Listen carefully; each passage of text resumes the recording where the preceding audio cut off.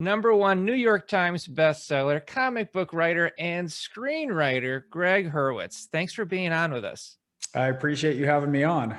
Well, I got to tell you, it's such a pleasure to get someone like yourself that has written cross-platform, you could say, from books to comic books to awesome films that you've written, and to really be able to just pick your brain a little bit and maybe just talk about character development, story, and just kind of get your take on it because I know my audience would love that.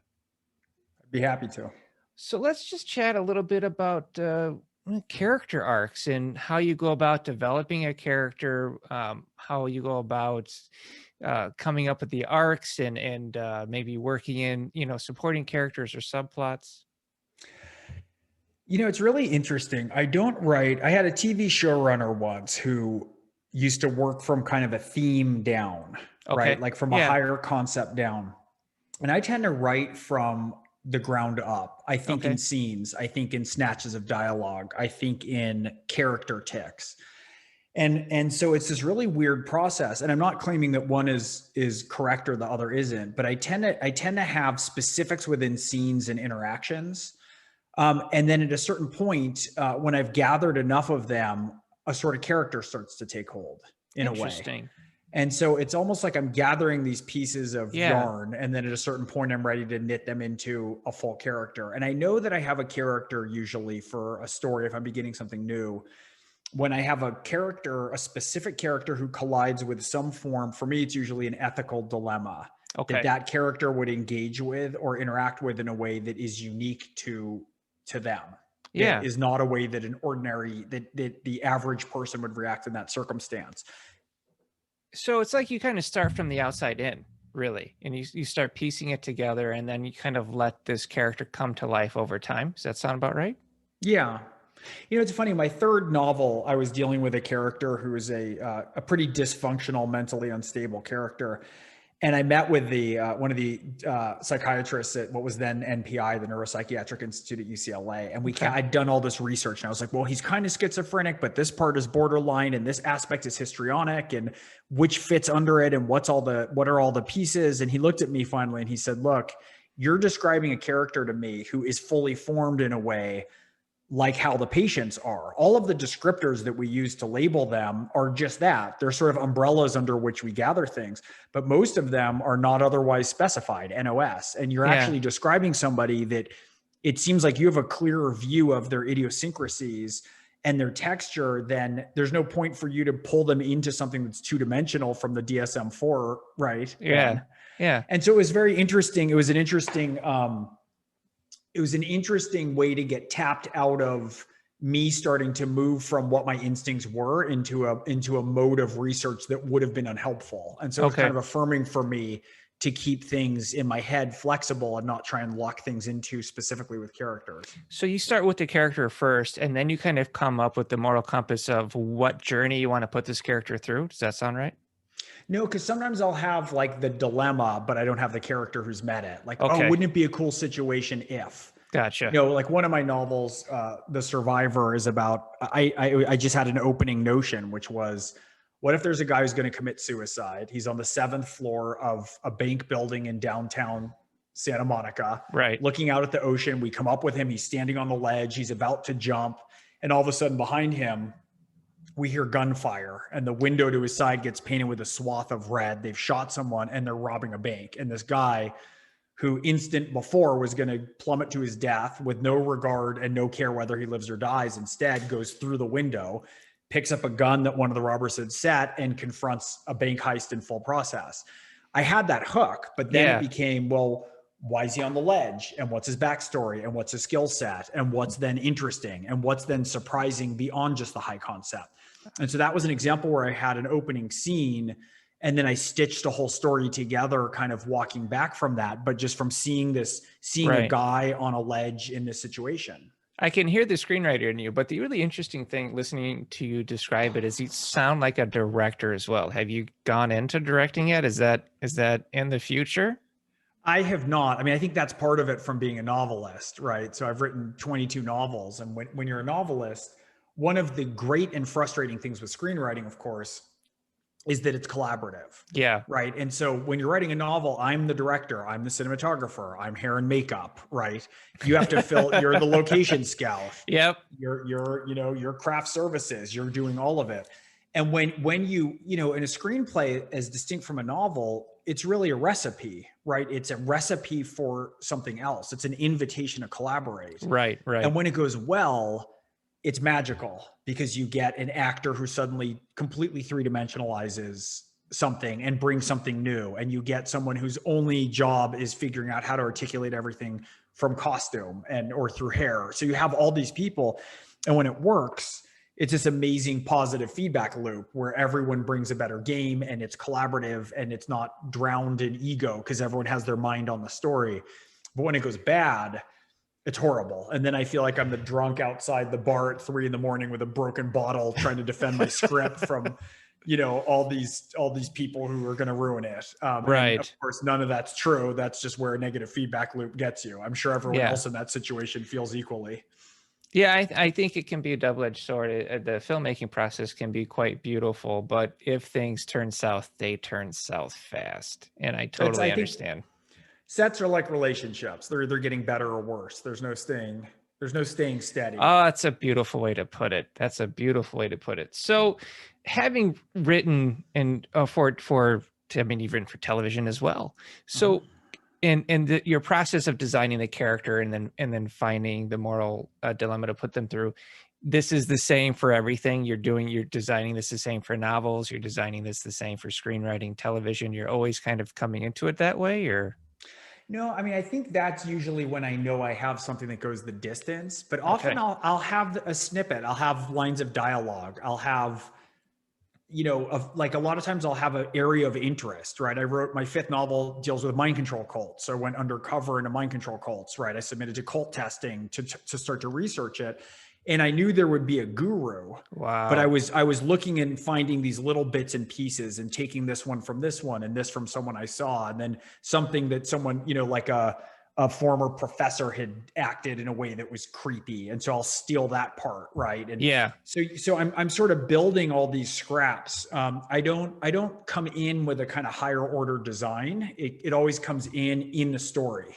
Right. And then often once I'm a certain way in, I'm like, oh, the story is sort of about this thing that I'm dealing with that's bigger. Yeah. And then I can help to kind of, adjust the lens, the zoom lens to get better resolution on the characters and the dilemmas that might've been a little bit hazy on the first pass through. It sounds like you have an immersive process. And I love the fact that you do your research. I actually talk about this. I always say that screenwriters, we have a superpower of all access. Because obviously you didn't do this in the cult, but I tell writers if they want to really understand what they're writing about, they need that authenticity. And then to, interview a detective, interview somebody who works at a supermarket, if that's what you're writing about, and really get in there. And if you tell somebody I'm researching a screenplay, all of a sudden their schedule opens up.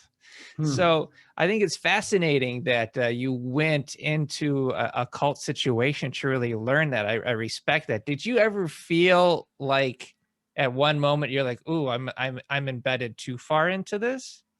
No, I didn't let them take me to a different location. And I'd done a good amount of research. I did a ton of psychological research leading up to it. So I made sure I didn't get somewhere I was going to lose the thread. The bigger challenge was in cults. Cults function by a process that's called pluralistic ignorance, where everybody's actually fairly miserable and has a good number of questions, but they can't talk to each other. They can only talk up a vertical social hierarchy, right? So think North Korea, right? Yeah. And so part of it was I was pushing enough in some of these meetings to get the higher end people so I could talk to them and see what kind of scripts they were running on people. But if I talk too much, then you become labeled as a goat and then they separate you out so as you don't infect all the sheep, right? So they need to remove you.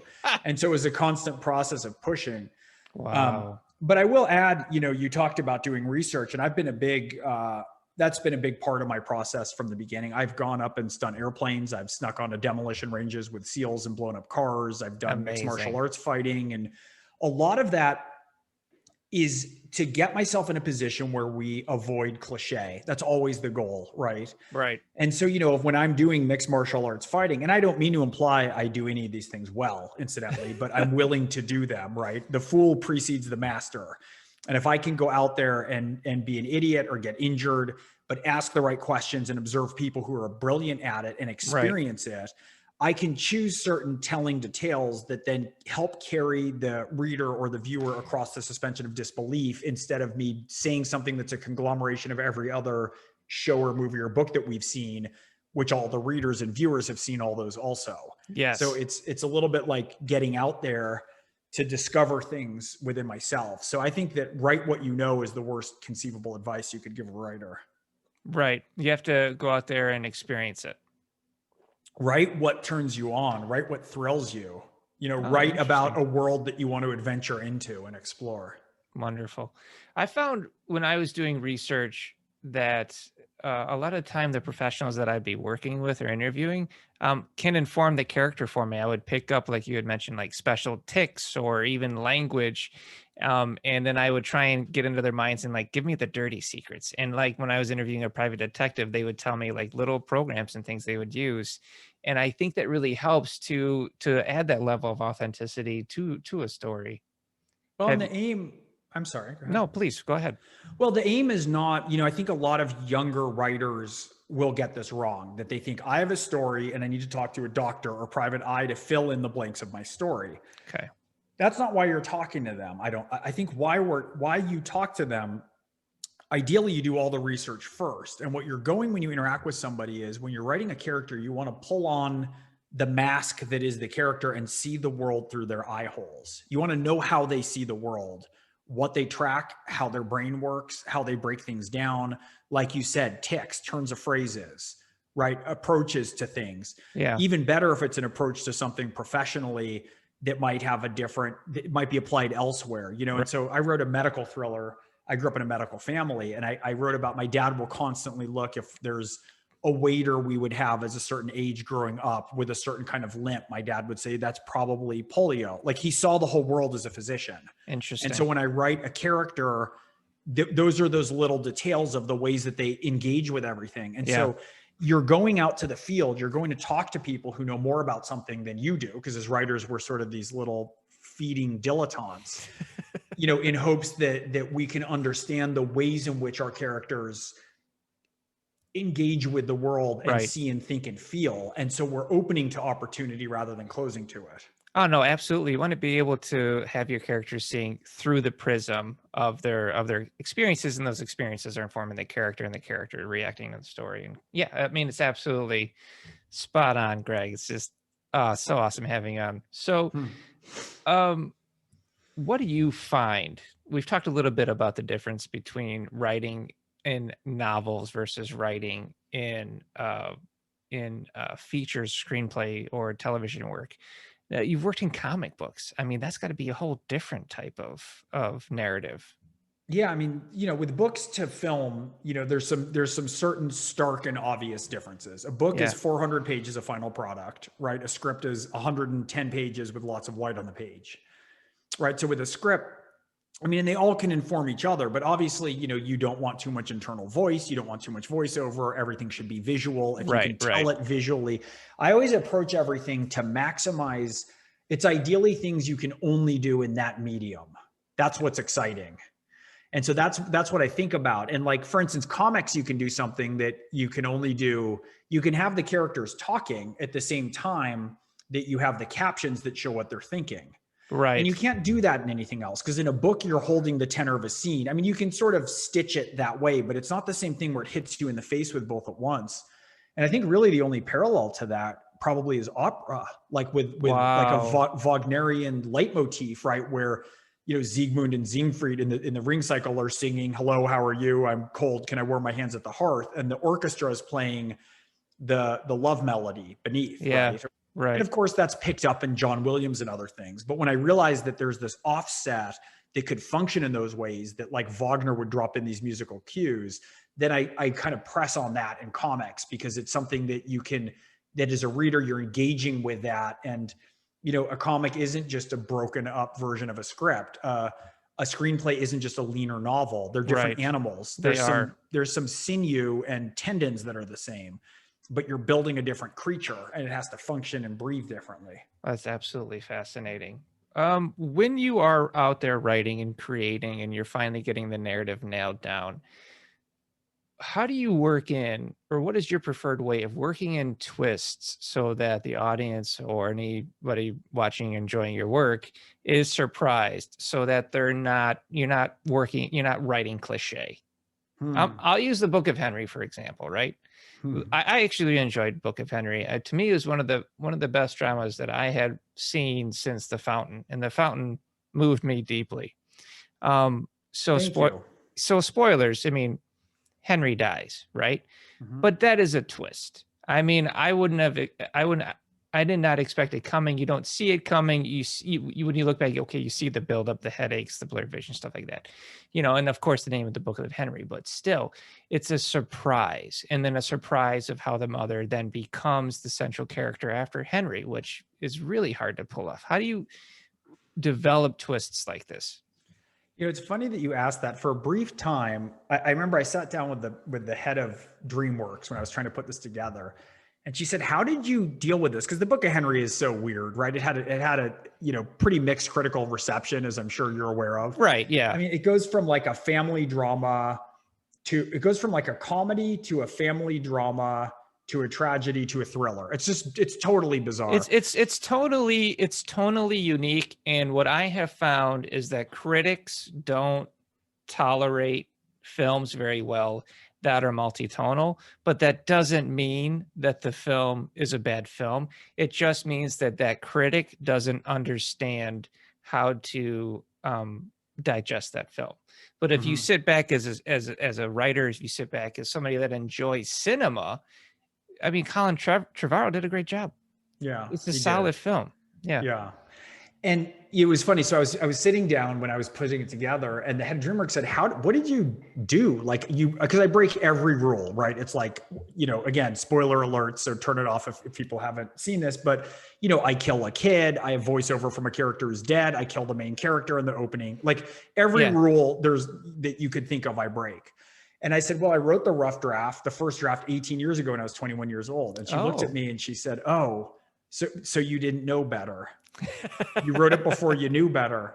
And it was so smart because it was like, yeah, that's it. And so one of the aims is to avoid, it's such a trick though, because, I hate when people say, I'm not ever going to kind of, I'm not going to sell out. I don't want to do this. And I don't want to be a sell. And it's like, look, people starve to death trying to sell out. It's really hard to sell out. So, I wish you all the best of luck as in your artistic purity to resist it. So I'm not coming from that position when I say that you have to hold on to the aspects of yourself that are unique and the ways that you approach things that is in your voice that might be different and might be special.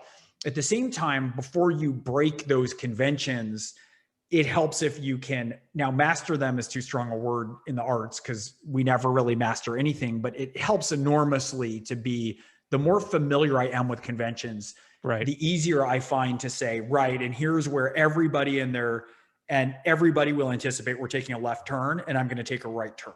Yeah. Here's where this is going to go this way and we're going to go the other way. And it becomes almost like a cadence. And increasingly I don't plan those. I kind of see them. Okay. I see the way that plots move and stories move. I'll slow down if I'm writing into something that is a boring set of chapters and I'll just realize I need to think about them more. Okay. And almost inevitably I'll figure out a different way through. And part of that too has been, I spent a lot of time on my secondary characters. Right. A lot of time. I don't ever want to have like just the sort of the bullet sponge or the guy in the Steven Seagal movie who enters here when Seagal goes in the bar and he goes whoosh and the guy flies away. Right. And, look, at times you need bullet sponges. You just do in thrillers. But, I try and take that sort of Tom Stoppard, Rosencrantz and Guildenstern are dead, which is, all of Hamlet for them looks a different way than it does for everybody else. That's brilliant. And, the more that you work with talent who approach the roles in ways that are true and authentic and aren't screen grabby and ego-y and, I can't help but notice that every time you have a rewriter suggestion, you wind up with more lines. I'm not talking about that stuff, but I'm talking about when you're engaged, like Naomi Watts in Book of Henry was just a marvel. Oh, are you kidding me? Oh my and to God. work with. She was Yeah. extraordinary. And seeing her sort of, the whole world exists with her in the center of that universe. And then guess what? Go do it now for Jacob Tremblay. Yeah. Right. Go do it now for Maddie Ziegler. Go do it now for, Jaden, all the cast. And so, it really calls upon to do that. And I feel a similar thing with novels. With the novels, I really want to make sure that that everyone has their say and that nobody is a straw man. Well, the one thing I always worry about when creating a supporting character, or at least with my students, I'll see this. They'll have a central character. It'll be a pretty decent central character, right? Then they'll write the supporting character, which is awesome. This amazing supporting character, but then it makes the central character look weak because they are so good.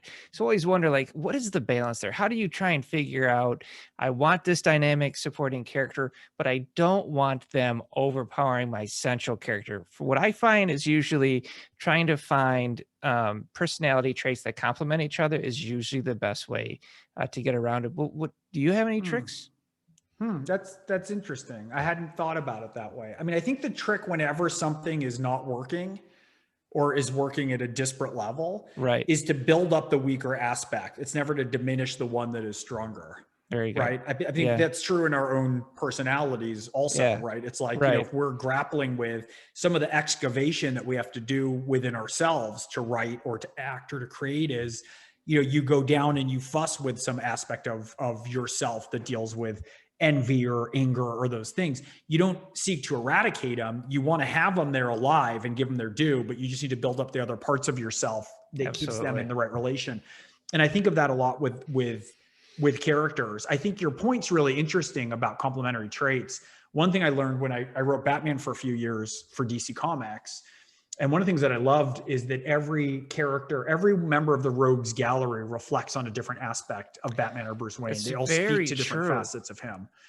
And so I think in some ways I've internalized that. I inadvertently, or I did before that, just from reading, 10,000 books growing up.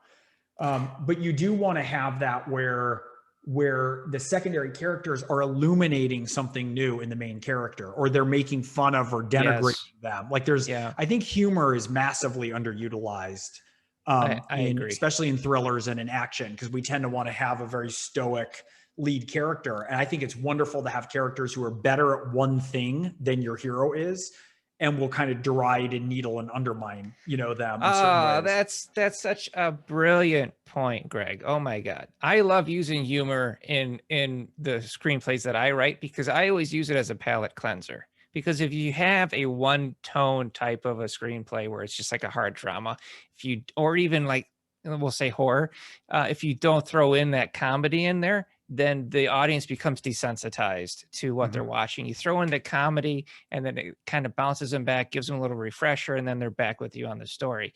And I can see that in your work, and I think it's brilliant.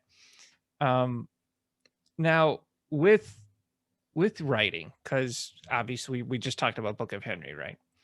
When do you know you're ready to kill off a character? Because I'll give you an example. I wrote a screenplay that was pitched to Sci-Fi Channel. They really liked it, but the screenplay I initially wrote the blonde bombshell scientist that was stereotypical of those films back then, and I was going to kill her off right away. But as I'm writing this script, she would not let me kill her off, and it wasn't until the very end of the script where the character was finally ready to be killed off, and I almost felt like I wasn't even in control of the character at that moment. But it was absolutely the right time when to do it.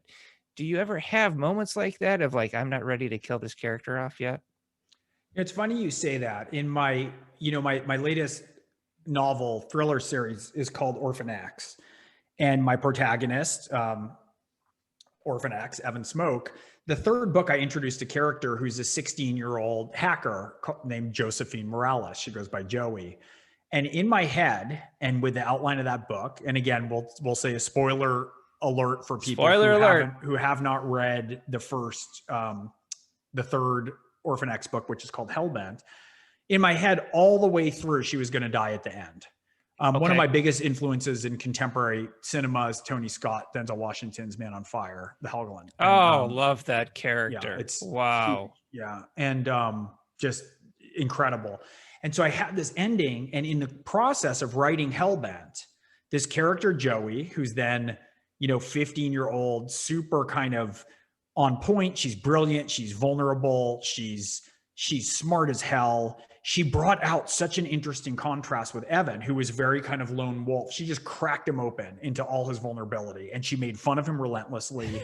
They were at odds through a lot of it. And I realized I got to the end, and I just realized there's no way that I could part with her because of everything she brought. And she's, in some ways, she's probably the secondary character in the series. I mean, here I am working on book number 7 now. And she's recurring now.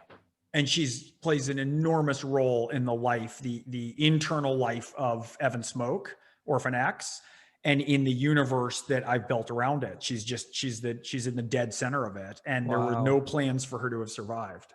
Isn't that something, how a character can do that to you? Like, you have these plans for this character, and like, you're the guy running the show, and just this character does something, and a switch flips, and now you've got to keep them around. And actors can even bring that to roles that initially were written to kill a character off, and an actor is so good at it, they keep them around. So you've written some iconic characters. You've written Batman. I believe you did Punisher, Moon Knight, correct? Mm-hmm. All right. So you've written all of these kind of vigilante style characters. Do you find it difficult to get in their heads?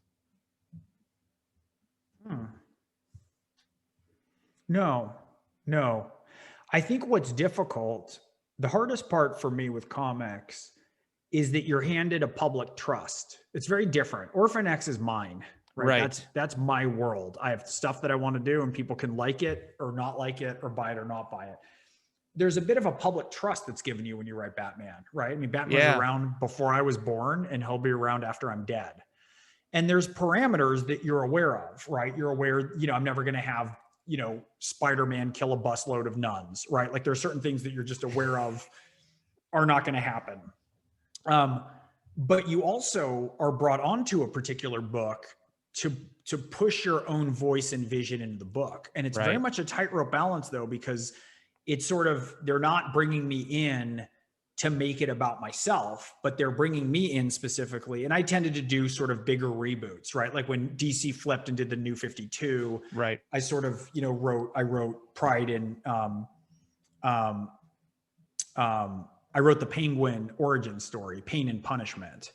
And then I kind of reinvented the Scarecrow. I went through and did a lot of this stuff. With Punisher, I was brought in after Garth Ennis's legendary run on Marvel a big Max, run, which I mean, it was incredible, and they wanted someone outside. So I'm supposed to put something of myself in there, but make sure that I'm also not deviating from certain expectations.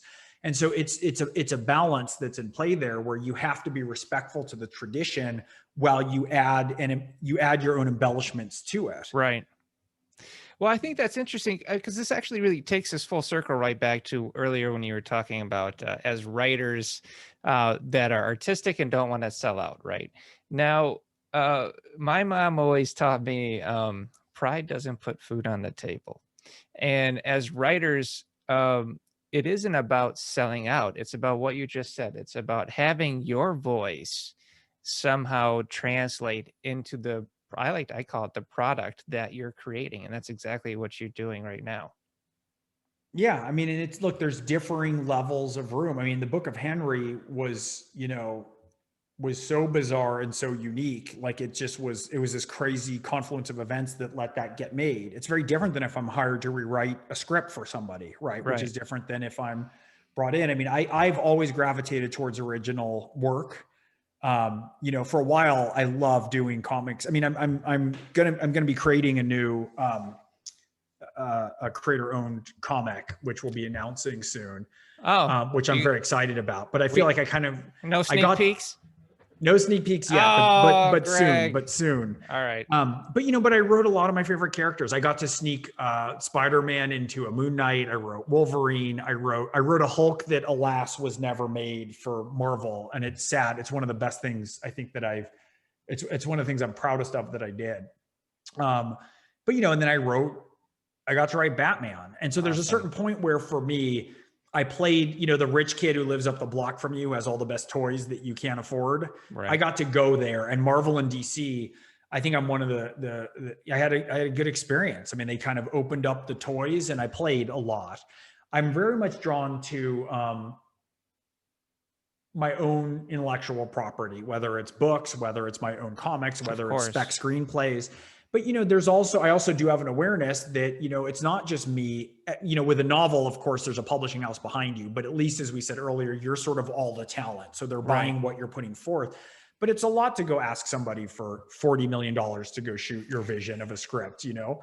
And so true. He is not, it's so interesting. It's like the process of navigating something through to production in a lot of ways requires this whole skill set that it's not dissimilar to the creative process in a way, but it just becomes pushed into the world of logistics. Like how do you stay open to people? How do you stay open to voices?